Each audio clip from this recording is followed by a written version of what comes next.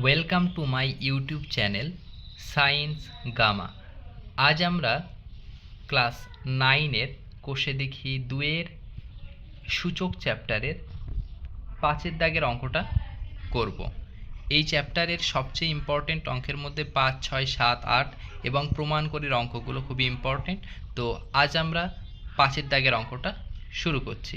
তো যারা এখনও আমার চ্যানেলটাকে সাবস্ক্রাইব করনি, প্লিজ সাবস্ক্রাইব করে দিও এবং পাশে থাকা বেল আইকনটা বাজিয়ে দিও যাতে সবার আগে নোটিফিকেশান তোমার ফোনে পৌঁছায়।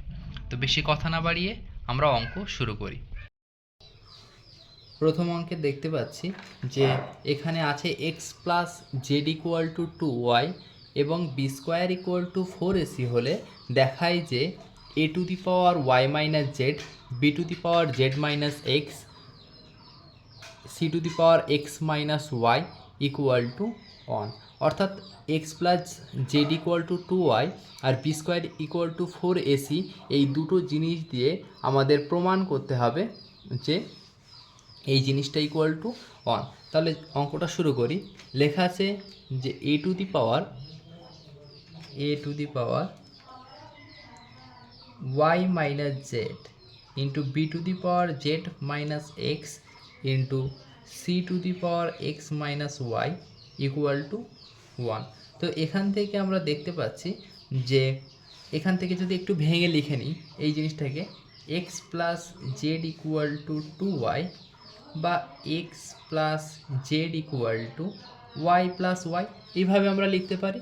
2yকে কী লিখলাম, ওয়াই প্লাস ওয়াই, একটা আর একটা দুটো ওয়াই। তাহলে এখান থেকে পাচ্ছি যে এক্স, এই একটা ওয়াইকে যদি, এর আগে প্লাস চিহ্ন আছে, এই একটা ওয়াইকে যদি সমান চিহ্নের বাম ধারে আনি তো কি হয়, ইকুয়াল চিহ্নের এখান থেকে এখানে গেলে প্লাস মাইনাস হয়ে যায়। তো একটা এই পাশে আনলাম, এক্স মাইনাস ওয়াই হলো। আবার যদি এই জেডকে আমরা ডান ধারে আনি তো কী হবে, ওয়াই মাইনাস জেড। এখানে দুটো ওয়াই ছিল, একটা ওয়াইকে বাম ধারে নিয়ে গেলাম, একটা ওয়াই এখানে রাখলাম, আর এখানে যে জেড ছিল সেটাকে এই সাইডে আনলাম। তাহলে আমরা লিখতে পারলাম যে X minus Y equal to Y minus Z. এখন এখানে আমাদের আছে যে A to the power Y minus Z. তো এই ওয়াই মাইনাস জেড মানে এক্ষুনি আমরা কি পেলাম, এক্স মাইনাস ওয়াই। তাহলে এখানে লিখে নিতে পারি A to the power X minus Y. কেন?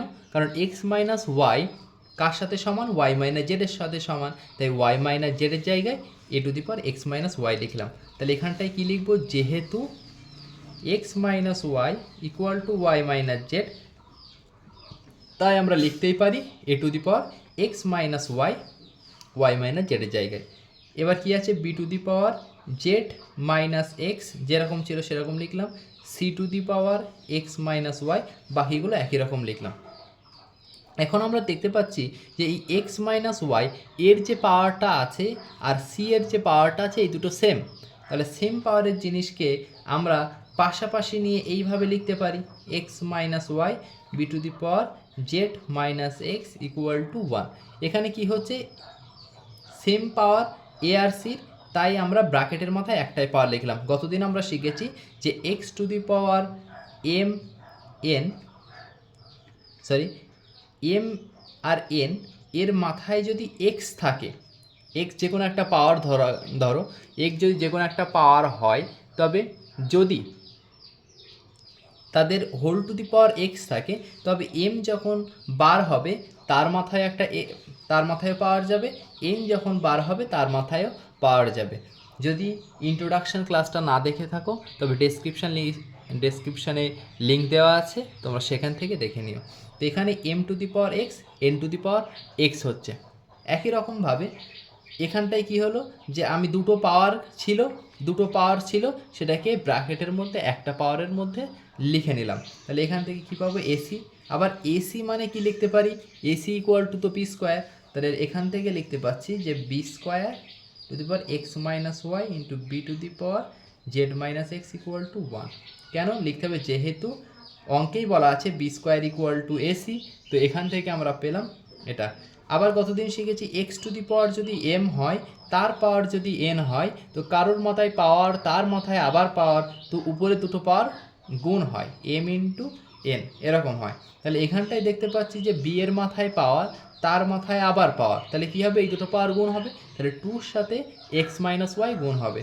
তো টুর সাথে যদি এক্স মাইনাস ওয়াই গুণ হয় কী হবে, 2x minus 2y into B to the power কী আছে, জেড মাইনাস এক্স। তাহলে এখান থেকে আমরা পাচ্ছি যেরকম আছে সেরকম লিখে দিই, ইকুয়াল টু 1। এবার আমরা দেখতে পাচ্ছি তলার যে জিনিস এগুলো নিধান বলে, তো নিধান তলায় সেম, আর উপরের পাওয়ারগুলো তাহলে কি হবে, যদি নিধান একই হয় পাওয়ারগুলো যোগ হয়। এটাও কতদিন বলেছিলাম, 2x minus 2y plus Z minus x, এই যে এই পাওয়ারটা এই পাওয়ারের সাথে যোগ হলো, ইকুয়াল টু 1 আছে।